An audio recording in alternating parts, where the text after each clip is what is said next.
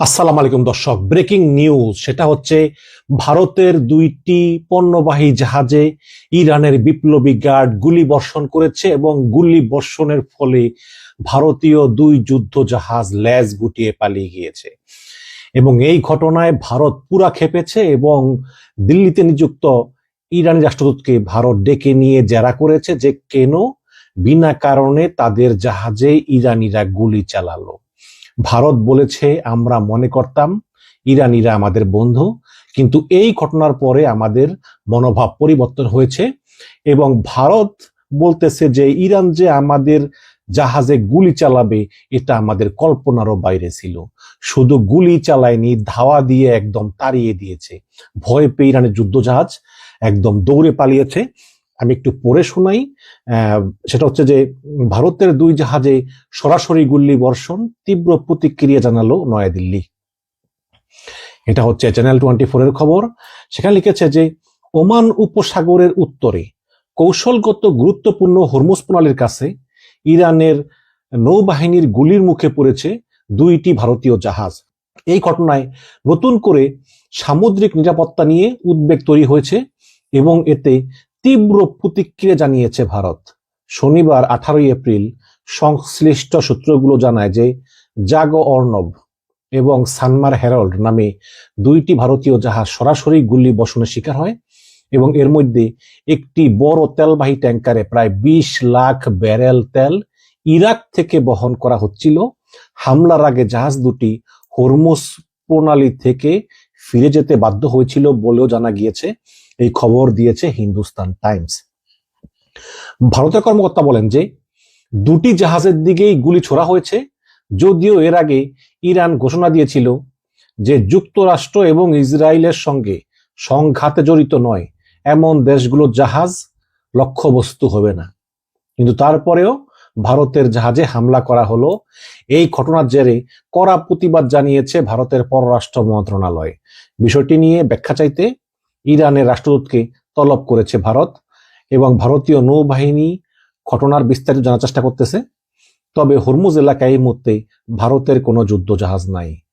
ভারতের কর্মকর্তারা বলেছেন যে ইসলামী বিপ্লব গার্ড বাহিনী এই গুলি বর্ষণকে অত্যন্ত গুরুত্ব সহকারে দেখছে এবং হরমুজ প্রণালীতে উন্মুক্ত এবং অবাধ নৌ চলাচলে ভারতকে সহায়তা করতে পুনর্ব্যক্ত করেছে তাদের অবস্থান। আচ্ছা, যদি পুনর্ব্যক্ত করে থাকে তাহলে কেন গুলি করলো? গুলি করলো এই কারণে যে ইরান আসলে এখন ভারতকে শত্রু দেশ বলেই মনে করে এবং আমেরিকার এজেন্ট মনে করে। হ্যাঁ, এই উল্লেখ্য যে আমেরিকার সঙ্গে চলমান এই সমস্যার ভিতরেও আসলে ভারতকে বন্ধু প্রতিম দেশ হিসেবে উল্লেখ করে ভারতকে ইরান জাহাজ চলাচলের অনুমতি দিয়েছিল।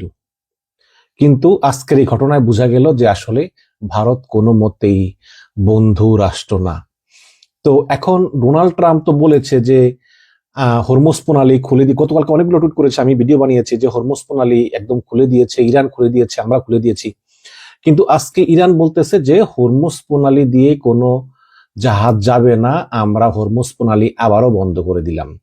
এর কারণ হচ্ছে যে আমেরিকা যুদ্ধবিরতির শর্ত লঙ্ঘন করেছে, এটা বলতেছে ইরান। এটা আমার দেশের খবর, বলতেছে যে আমেরিকার বিরুদ্ধে যুদ্ধবিরতি লঙ্ঘনের অভিযোগ তুলে হরমুজ প্রণালী বন্ধ করার ঘোষণা দিয়েছে ইরানের ইসলামিক রেভলিউশনারি গার্ড কর্পস।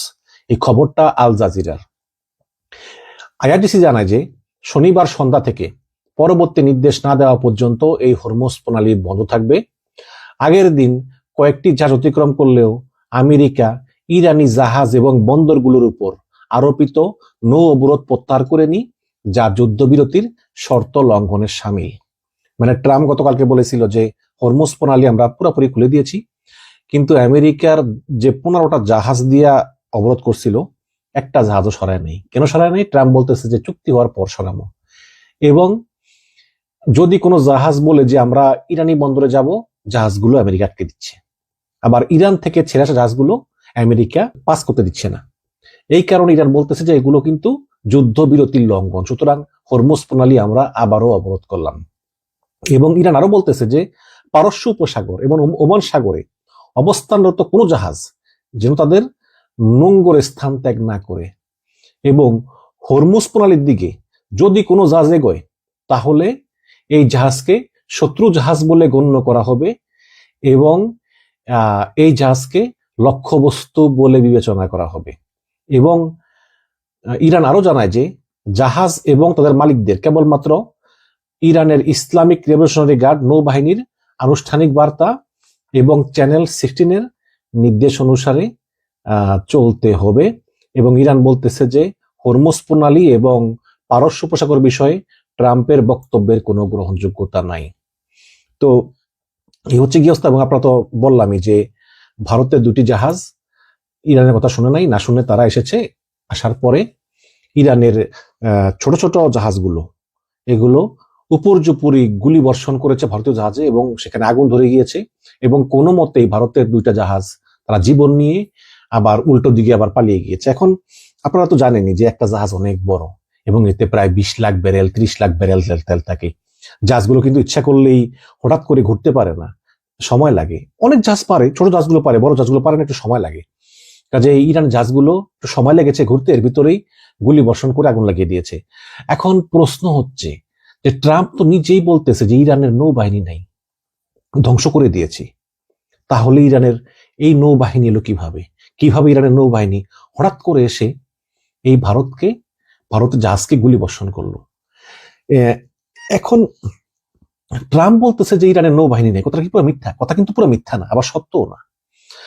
যেখান দিয়ে আমেরিকা অবরোধ করেছে আপনারা দেখবেন আমেরিকার জাহাজ একটার পর একটা, কিন্তু ইরানের ওদিক দিয়ে কিন্তু খালি, কিচ্ছু নাই। কারণ ভালো করেই জানে জাহাজগুলো যে ইরানের ব্যালিস্টিক মিসাইল গুলো একদম ওই জাহাজ বরাবর নামে জাহাজকে ধ্বংস করে দিবে। সুতরাং এখানে ইরানের কোনো জাহাজ রাখার প্রয়োজন নাই। কিন্তু আসলে কি ইরানের নৌবাহিনী ধ্বংস হয়েছে? হয়নি তো। এবং ইরানের যে নৌবাহিনী ধ্বংস হয়নি এবং হরমুজের উপর ইরানের পূর্ণ কন্ট্রোল, সেটা আজকে এই ভারতীয় জাহাজে ইরানের গুলি বর্ষণের ঘটনায় প্রমাণ করে দিল যে ইরানের নৌবাহিনী আছে এবং প্রমাণ করে দিল যে ইরান ভারতকে এখন শত্রু রাষ্ট্র বলেই গণ্য করে, ইনক্লুডিং বাংলাদেশকেও এখন আর ইরান পছন্দ করে না। এবং গতকালকে বাংলাদেশের যে জাহাজ বাংলা জয়যাত্রা সেটা রওনা করেছিল হরমুজ দিয়ে, কিন্তু ইরান সেটাকেও থামিয়ে দিয়েছে এবং ফিরিয়ে দিয়ে বলছে গো ব্যাক, তোমরা চলে যাও। এখন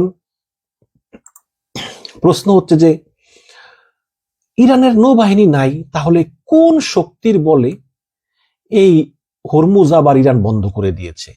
তারা এটা সংগ্রহ করেছে সিএনএন থেকে।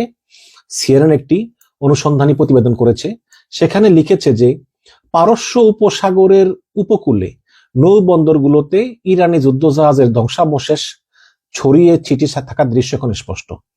মানে ইরানের যে যুদ্ধ জাহাজগুলো যেগুলো আমেরিকা বোমা মেরে ধ্বংস করে দিয়েছে, এই জাহাজগুলোর ধ্বংসাবশেষ এদিকে ওদিকে ভাসতেছে হরমুজ প্রণালীর দিকে। মার্কিন সেন্ট্রাল কমান্ডের তথ্য অনুযায়ী গত 28 ফেব্রুয়ারি যুদ্ধ শুরু হওয়ার পর থেকে ইরানের 155টা যুদ্ধ জাহাজ আমেরিকা ধ্বংস করেছে। 155টা ধ্বংস করে দিয়েছে আমেরিকা। এবং 8 এপ্রিল 2 সপ্তাহের যুদ্ধবিরতি ঘোষণার পর আমেরিকার জয়েন্ট চিফস অফ স্টাফের চেয়ারম্যান জেনারেল ড্যান কেইন জানান যে ইরানের নৌবাহিনীর প্রধান যুদ্ধ জাহাজ সহ প্রায় 90% জাহাজ এখন সমুদ্রের তলদেশে আমরা ডুবিয়ে দিয়েছি, মানে ইরানের জাহাজগুলো।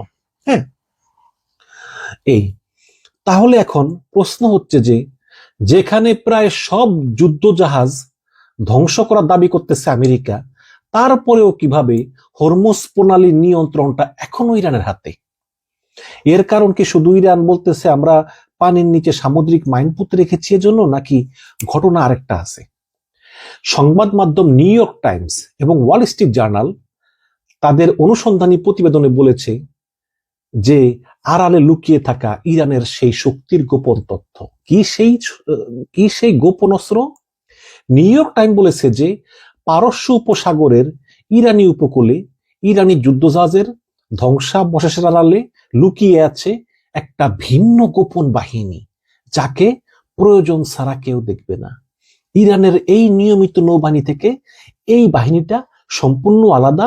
এটাকে বলা হয় মস্কুইটো ফ্লিট, মানে মশা যান, ঠিক আছে, মশা নৌযান আর কি, মস্কুইটো ফ্লিট।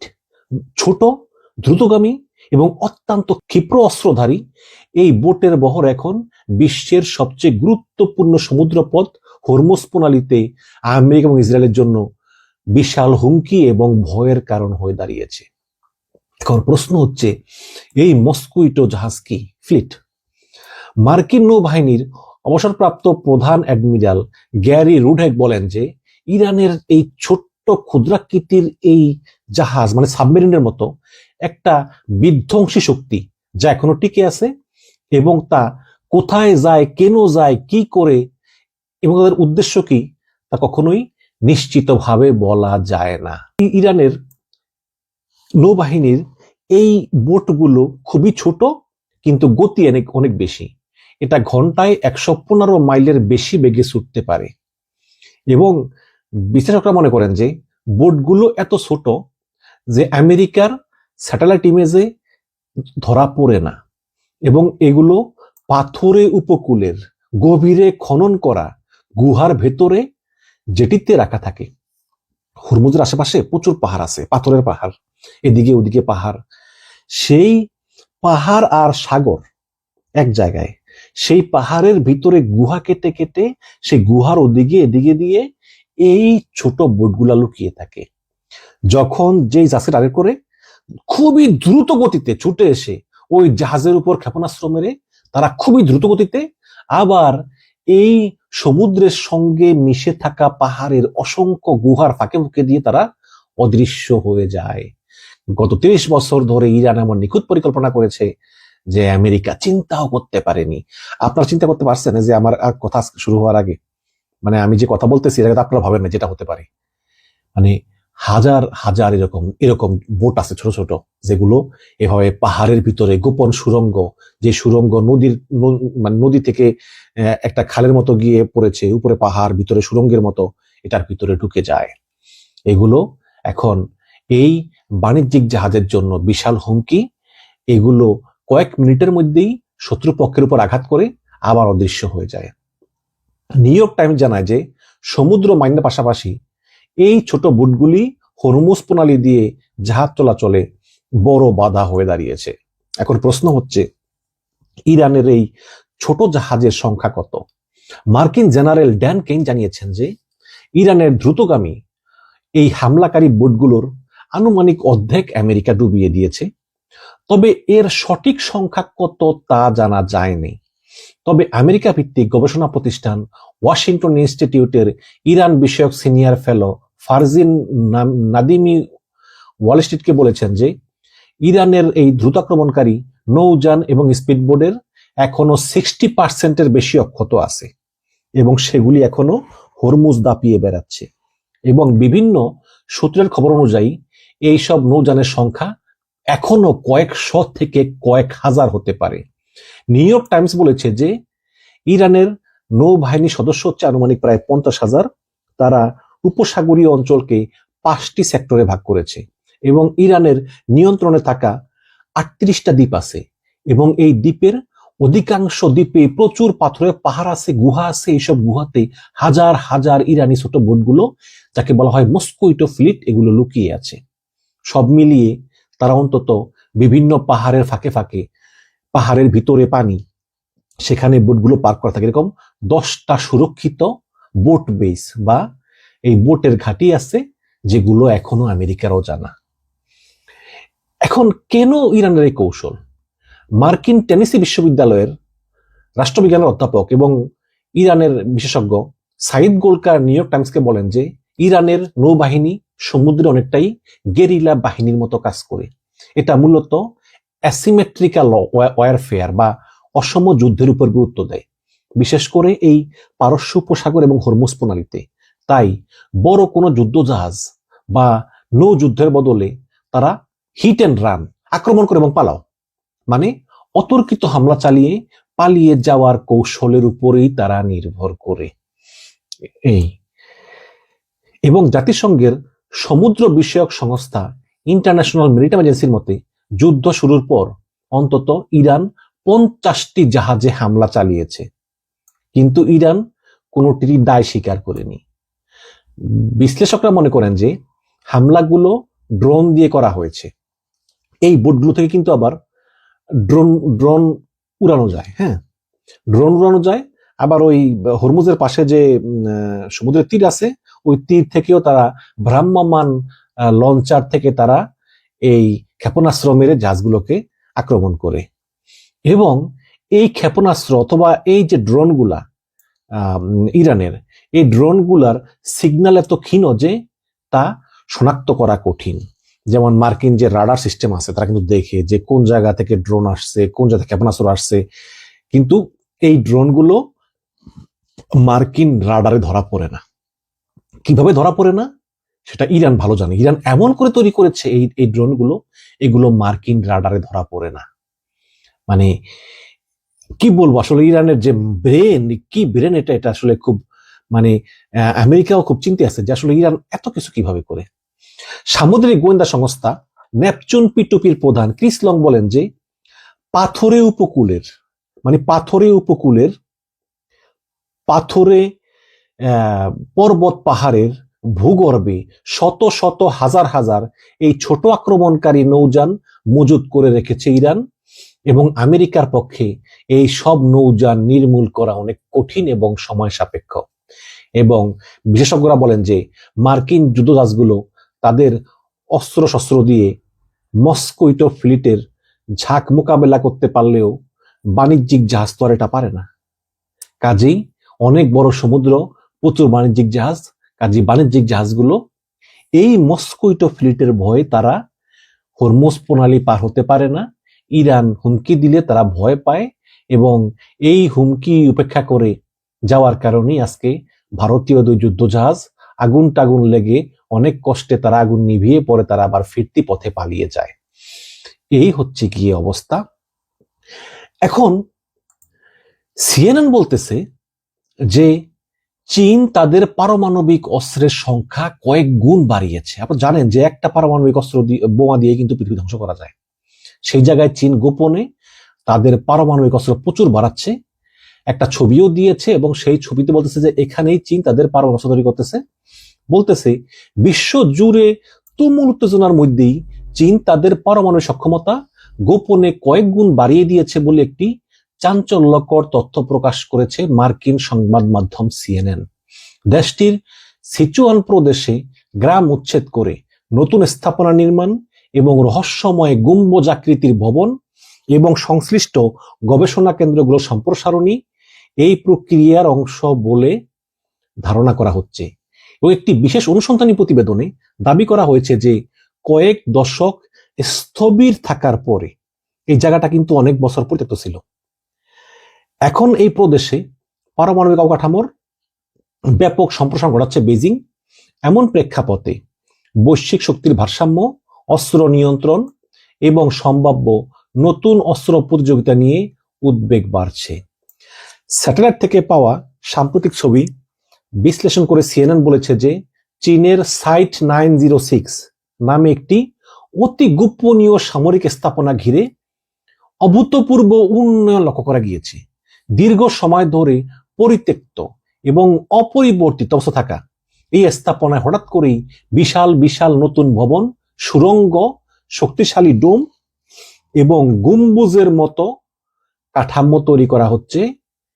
এবং মার্কিন এক্সপার্টরা মনে করেন ইউরেনিয়াম, মানে পারমাণবিক ইউরেনিয়াম বা প্লুটোনিয়ামের মতো অত্যন্ত তেজস্ক্রিয় এবং ক্ষতিকর পদার্থের সুরক্ষা নিশ্চিত করতে, যাতে উপর থেকে দেখা না যায়, এই গোপনীয়তা বজায় রাখতেই এই বিশাল গম্বুজটি নির্মাণ করা হয়েছে, এবং এই গম্বুজের নিচে প্রচুর পারমাণবিক অস্ত্র তৈরির কাজ চলতেছে।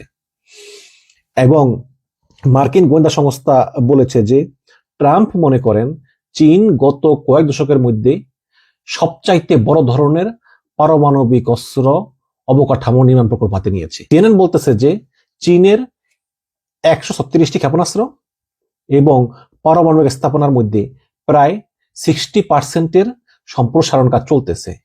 বিশেষ করে চীনের যে পারমাণবিক স্থাপনার যে কেন্দ্রগুলো, এগুলো 2020 থেকে 2025 এই 5 বছরের মধ্যে প্রায় 20 লাখ বর্গমিটার বৃদ্ধি পেয়েছে, যদিও চীন এগুলো অস্বীকার করতেছে। আরেকটি খবর হচ্ছে মার্কিন পেট্রো ডলার কিন্তু মার খেয়ে যাচ্ছে, মার্কিন ডলার, এবং চীনের ইউয়ান বাড়তেছে। আপনাদেরকে তো আগে এটা ভিডিওতে বলছি যে সৌদি আরব চীনের সঙ্গে প্রায় $7 বিলিয়ন কারেন্সি সোয়াপ চুক্তি করছে। সৌদি আরব রিয়েল দিবে, চীন রিয়েল নিবে, আবার চীন ইউয়ান দিবে, সৌদি আরব ইউয়ান নিবে। রাশিয়ার সঙ্গে চীনের $20 বিলিয়ন কারেন্সি সোয়াপ শুরু হয়েছে। এবং হরমুজ প্রণালীতে ইরান যত টোল নিচ্ছে জাহাজগুলো থেকে সবগুলো কিন্তু চীনা মুদ্রা ইউয়ানে নিচ্ছে। এবং আজকের আরেকটা খবর, এটা একটা ব্রেকিং, সেটা হচ্ছে যে চীনা মুদ্রা দিয়ে ইরান থেকে জ্বালানি তেল কিনতেছে ভারত। যেই ভারত এবং চীন শত্রু, ভারত চীনকে পছন্দ করে না। ভারতে কিন্তু টিকটক নিষিদ্ধ, কারণ টিকটক চীনা কোম্পানি। সেই ভারত এখন চীন থেকে ইউয়ান কিনতেছে, কিনে সেই ইউয়ান দিয়ে ইরানের কাছ থেকে তেল কিনতেছে। হ্যাঁ, যেহেতু যদিও এর আগে আমেরিকার অনুমতি নিয়ে নিছে, আমেরিকার অনুমতি দিছে, তো এখানে বলতেছে যে ভারতের তেল শোধনাগারগুলো ইরান থেকে কেনা জ্বালানি তেলের মূল্য চীনা মুদ্রা ইউয়ান দিয়ে পরিশোধ করতেছে। এবং ভারতের আইসিআইসিআই ব্যাংকের মাধ্যমে এসব লেনদেন করা হচ্ছে। বিষয়টি সম্পর্কে জানি এমন 4টি সূত্র এই তথ্য জানিয়েছে বার্তা সংস্থা রয়টার্সকে। ইরান ও রাশিয়ার জ্বালানি তেল সমুদ্রে কেনা বেচার ক্ষেত্রে 30 দিনের নিষেধাজ্ঞা শিথিল করেছে আমেরিকা। ইরানের যুদ্ধের কারণে তেলের দাম বেড়ে গেছে, সুতরাং তেলের দাম নিয়ন্ত্রণে রাখতেই গত মাসে আমেরিকা বলতেছে যে ইরান ইচ্ছা করলে তেল বিক্রি করতে পারবে, তোমরাও কিনতে পারবে, কোনো সমস্যা নেই। এরপরই ভারত করলো কি, ইরান থেকে তেল কিনতে চাইলো। ইরান বলল যে তেল পাইবা সমস্যা নাই, কিন্তু তোমাদেরকে চীনা মুদ্রায় পরিশোধ করতে হবে। তো এরপরই ভারত চীনা মুদ্রা কেনা শুরু করে, বিপুল পরিমাণ চীনা মুদ্রা কেনা শুরু করে, এবং এই চীনা মুদ্রা কেনার পরেই এই চীনা মুদ্রা দিয়ে ইরান থেকে ভারতের তেল কেনার খবর এলো। সূত্র মতে এই মাসের শুরুতে ভারতের সবচেয়ে বড় রাষ্ট্রের তেল শোধনাগার ইন্ডিয়ান অয়েল কর্পোরেশন প্রায় 9 বছর পর 20 লাখ ব্যারেল ইরানি তেল কিনেছে চীনা মুদ্রা দিয়ে। এবং এই চীনা মুদ্রা কনভার্ট করলে হয় $20 কোটি। তাহলে দেখেন অবস্থা, এই ভারত এখন চীনা মুদ্রায় তেল কিনতে বাধ্য হচ্ছে। এই হচ্ছে গিয়ে আপনার ঘটনা। তো এখন আপনারা দেখেন যে ইরান আজকে ঘোষণা দিয়ে বলেছে যে আমরা আবার হরমুজ প্রণালী বন্ধ করে দিলাম। যেহেতু আমেরিকা অবরোধ চালু রেখেছে, তাই ইরান ঘোষণা দিয়ে আবারও হরমুজ বন্ধ করে দিয়েছে। এবং যে লাইভ ট্র্যাকিং, সেখান থেকে দেখা যাচ্ছে যে এই মুহূর্তে কোনো জাহাজ আর হরমুজের দিকে যাচ্ছে না। আমরা যেমন ফ্লাইট রাডারে আমরা বিমান দেখি কোন জায়গা দিয়ে উঠতেছে, তেমনি জাহাজেরও লাইভ ট্র্যাকিং আছে। দেখা যায় যে কোন কোন জাহাজ হরমুজের দিকে যাচ্ছে, কিন্তু লাইভ ট্র্যাকিং বলতেছে যে কোনো জাহাজ আর হরমুজের দিকে যাচ্ছে না। হরমুজ প্রণালী আবার বন্ধ করে দিয়েছে, সবাই আবার যার যার জায়গায় ফিরে যাচ্ছে। তবে আজকে ভারতীয় দুটি জাহাজ যাওয়ার চেষ্টা করেছিল, কিন্তু ইরানি নেভির 2টি স্পিডবোট থেকে, মানে ওই যেটা বললাম যে মস্কুইটো ফ্লিট থেকে, ওই জাহাজগুলোতে গুলি করা হয় এবং এরপর জাহাজগুলো ক্ষতিগ্রস্ত হয় এবং তারা পালিয়ে যায়, বিপরীত দিকে পালিয়ে যায়। তো প্রথমে ওই ভারতীয় 2 জাহাজের নাবিকরা বলেছিল যে ইরানের নৌবাহিনী আমাদেরকে কোনো সতর্কবার্তা পাঠায় নেই, যে এখান দিয়ে যায়ও না বা কিছু, এটা বলে নেই। এরপরে ভারতে থাকা ইরানের রাষ্ট্রদূতকে ভারত ডেকে পাঠায় এবং এর ঠিক পরপরই ইরানের নৌবাহিনী একটা অডিও বার্তা পোস্ট করেছে এবং সেটা আল জাজিরা প্রচার করেছে। সেখানে পরিষ্কার শোনা গিয়েছে যে ইরানের নেভির একজন বলতেছে, মানে ভারতের জাহাজের যে ক্রুদেরকে, যে স্যার আপনারা যেতে পারবেন না, আপনারা ফিরে যান প্লিজ, স্যার আপনারা যেতে পারবেন না, প্লিজ ফিরে যান, বারে বারে বলতেছে। তখন ভারতীয় জাহাজ থেকে বলা হয়েছে ঠিক আছে আমরা ফিরে যাচ্ছি, কিন্তু হয়তোবা তারা বলছে আমরা ফিরে যাচ্ছি, কিন্তু তারা হয়তো ফিরে যায় নাই। অথবা এমন হতে পারে যে অনেক বড় জাহাজ ঘুরেতে সময় লাগছে। এরপরই আসলে এই ইরানের মস্কুইটো ফ্লিট থেকে এই ভারতীয় জাহাজে গুলি ছোড়া হয়েছে। এখন আপনি প্রশ্ন করতে পারেন যে ইরানের নৌবাহিনী ওই জাহাজে ড্রোন বা মিসাইল না মেরে গুলি করলো কেন? হ্যাঁ, তারা তো ওই দূর থেকে মিসাইল মারতে পারতো বা দূর থেকে ড্রোন দিয়ে জাহাজ ধ্বংস করে দিতে পারতো। তো ব্রিটিশ টেলিভিশন স্কাই নিউজের মিলিটারি এক্সপার্ট শন বেল বলেছেন যে ইরান এখন পর্যন্ত এই যুদ্ধে আগ বাড়িয়ে কাউকে হামলা করেনি। এখানে ওরা হামলা করতে চায়নি, স্রেফ নিজের শক্তিটা দেখানোর জন্য কয়েকটা গুলি করেছে। এই তো যেহেতু গতকাল ট্রাম্প 7বার তিনি ইরান নিয়ে পোস্ট করেছেন তার ট্রুথ সোশ্যালে, সেখানে নানান সব কথা লিখেছে।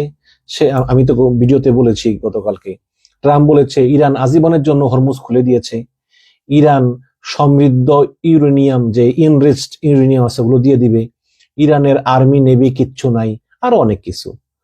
আবার বলছে আমেরিকা হরমুজে অবরোধ চালিয়ে যাবেই, আবার বলতেছে হরমুজ খোলা। এই কারণে ইরান আজকে হরমুজ প্রণালী বন্ধ করে আবার ইরানের শক্তি দেখিয়ে দিয়েছে। এখন ইরানের যদি কোনো নেভি না থাকে আর যদি ইরানের কোনো শক্তি না থাকে, তাহলে ইরানের এই মস্কুইটো ফ্লিট কোত্থেকে আসলো আর কোত্থেকে বা গুলি করলো? ইরানের ডেপুটি ফরেন মিনিস্টার আজকে বলেছেন যে ট্রাম্প বেশি কথা বলে এবং যা বলে সবই মিথ্যা বলে। সুতরাং এরকম একজন মিথ্যাবাদীর সঙ্গে কিভাবে আলোচনা করবো আমরা বুঝতে পারতেছি না। আমেরিকার মানুষজনের উচিত ট্রাম্পকে নিয়ে একটা সিদ্ধান্ত নেওয়া যে কি করবে। আজ অবশ্য ইরানের সর্বোচ্চ ধর্মীয় নেতা সাইদ মুস্তফা খামেনি একটা পোস্ট করেছেন টেলিগ্রাম চ্যানেলে। তিনি বলেছেন যে ইরান আমেরিকাকে হরমুজে চরম শিক্ষা দেওয়ার জন্য প্রস্তুত, চরম শিক্ষা দেওয়ার জন্য। এবং আমেরিকার সংবাদ মাধ্যম সিএনএন আজকে ডিবেটের আয়োজন করেছে এবং সেই ডিবেটের বিষয় হচ্ছে যে ট্রাম্প কি ইরানের সঙ্গে অস্তিত্বহীন কোনো চুক্তি নিয়ে বাড়াবাড়ি করে প্রচার করতেছে। আমি আপনাদেরকে বলেছি যে যেসব কথা ইরানের সঙ্গে হয় নাই বা ইসরায়েলের সঙ্গে হয় নাই, ট্রাম্প সেই সব কথা সোশ্যাল মিডিয়াতে প্রচার করতেছে যে আমাদের চুক্তি হয়ে গেছে। এটাকে সিএনএন বলতেছে যে অস্তিত্বহীন চুক্তি, মানে যে চুক্তি দেখাই যায় না, যেটা অস্তিত্বই নাই, সেটাই ট্রাম্প প্রচার করতেছে যে অস্তিত্ব, যে চুক্তি হয়ে গেছে এটার অস্তিত্ব আছে। কিন্তু আসলে এগুলো ইনভিজিবল, মানে অদৃশ্য চুক্তি, যেটা ট্রাম্প আসলে কল্পনার জগতে বাস করতেছে।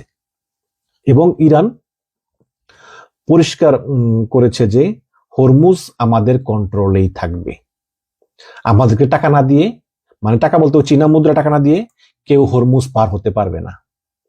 এই এবং ইরানের পররাষ্ট্রমন্ত্রী আব্বাস আরাচি বলেছেন যে আমরা আমাদের এনরিচড ইউরেনিয়াম বা পারমাণবিক যে আমাদের যে পদার্থগুলো, এগুলো আমরা ট্রাম্পকে দেওয়ার ব্যাপারে রাজি হইনি, এমনকি কোনো আলোচনা করতেও রাজি হইনি।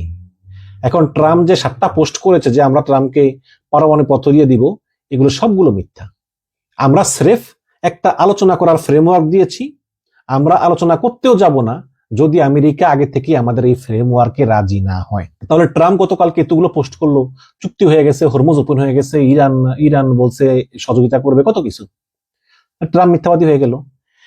এই যখন অবস্থা, তখন ট্রাম্প একটা সংবাদ সম্মেলনে বলেছে, মানে এই সংবাদ সম্মেলনে না, আমি ট্রাম্পকে খুব, মানে গলায় আওয়াজ নাই, মানে খুব নরম সুরে বলতেছে ইরান ক্যান নট ব্ল্যাকমেইল আস, বলতেছে যে ইরান আমাদেরকে চাপ দিয়ে কিছু আদায় করতে পারবে না। এবং এই কথা বলার পর ট্রাম্প আবার বলতেছে আলোচনা চলছে, আমরাও নতুন প্রস্তাব পাঠিয়েছি।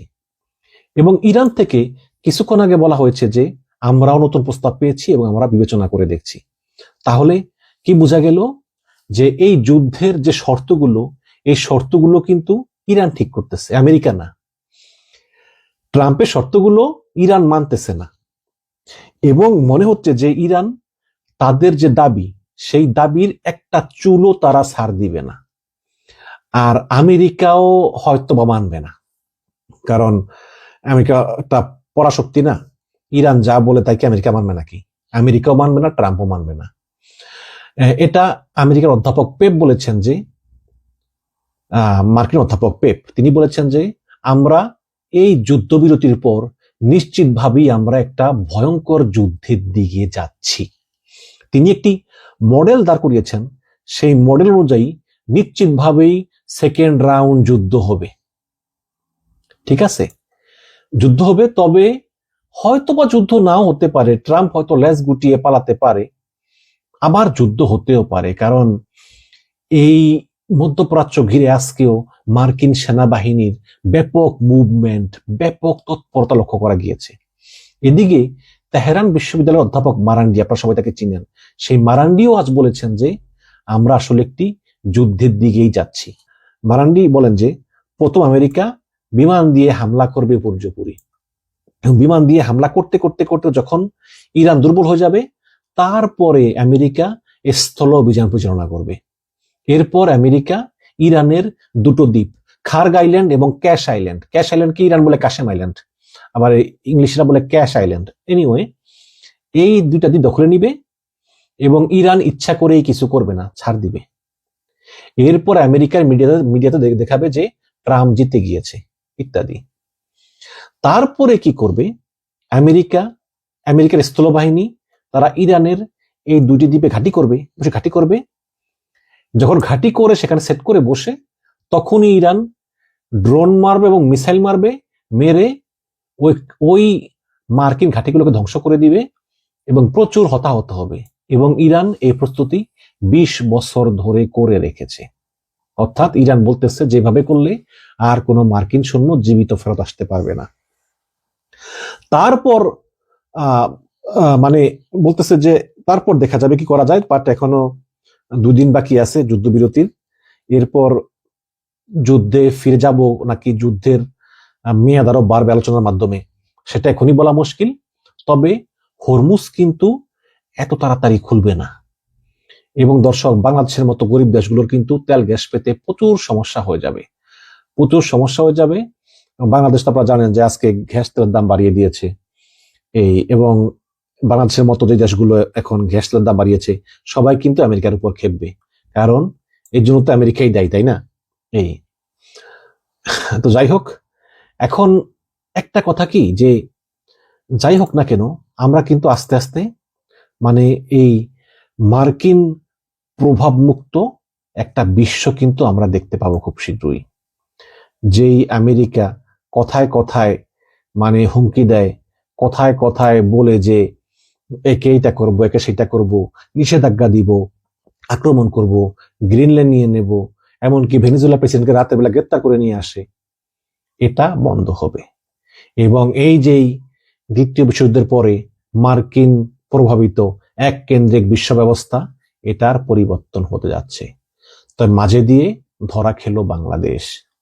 এই খলিলুর রহমান, আমাদের পররাষ্ট্রমন্ত্রী, তিনি যদি একটা স্টেটমেন্ট না দিতেন ওইটা, তাহলে কিন্তু এরকম হতো না। এখানে আমেরিকা এবং মধ্যপ্রাচ্য, তাদের কাছে স্বার্থ আছে। মধ্যপ্রাচ্যে আমেরিকাতে হাজার হাজার বাঙালি কাজ করে, রেমিটেন্স পাঠায়, ঠিক আছে, কোনো সন্দেহ নাই। ইরানের সঙ্গে আমাদের তেমন কোনো সম্পর্ক না থাকলেও এই ক্ষেত্রে বাংলাদেশের চুপ করে থাকা উচিত ছিল। ভারত কিন্তু কিছু বলে নাই, চুপ ছিল। তাহলে বাংলাদেশ, যেখানে আমেরিকা ইরানকে আক্রমণ করলো আগ বাড়িয়ে, তারপরে ইরান প্রতিশোধ নেওয়ার জন্য হামলা করলো মধ্যপ্রাচ্যে, সেখানে খলিলুর রহমান বলতেছে যে মধ্যপ্রাচ্যের আরব দেশগুলোতে ইরানের হামলার তীব্র নিন্দা জানাই। এতে ইরান অবাক হয়ে গিয়েছে। আপনি চুপ থাকতেন, তাই না? আপনি চুপ থাকেন নাই। এখন বলতেছে যে ইরান তো আমাদের বন্ধু, ইরান বলতেছে দেখতেছি, সবই ঠিক আছে, কিন্তু কয়েকবার চেষ্টা করার পরও বাংলাদেশি জাহাজ হরমুজ প্রণালী পার হতে পারেনি, ইরান বাধা দিয়েছে। তবে দেখেন যে বাংলাদেশকে ইরান ওই ভারতের কাতারেই ফেলেছে, যে ভারত বাংলাদেশ দুটোই হচ্ছে মার্কিন সাম্রাজ্যবাদের দালাল, সুতরাং এদের জাহাজকে পার হতে তো যাবে না। আপনারা জানেন যে 2 সপ্তাহ আগে ঢাকায় নিযুক্ত ইরান রাষ্ট্রদূত করেছেন এই বাংলাদেশ সরকারের কার্যকলাপে, এবং বাংলাদেশ সরকারের এই বিবৃতিতে যে কিভাবে তারা সম্ভব এটা দিল, মুসলিম ভাই তারা কিভাবে এই বিবৃতিটা দিল, তাদের এটা দেওয়া ঠিক হয়নি। দর্শক, এই হচ্ছে কি অবস্থা। তবে একটি যুদ্ধ হতে পারে, কারণ ট্রাম্প কিন্তু খুবই ক্লান্ত হয়ে গিয়েছে। আজকে দেখলাম সে খুবই পরিশ্রান্ত, এবং ইসরায়েলও আসলে চুপচাপ, মানে কি করবে বুঝতে পারতেছে না। ট্রাম্প কি মনোভাব, কি কিছু বুঝতে পারতেছে না। সমস্ত বিশ্ব থমথমে। আর মাত্র 2 দিন আছে এই চুক্তি শেষ হওয়ার।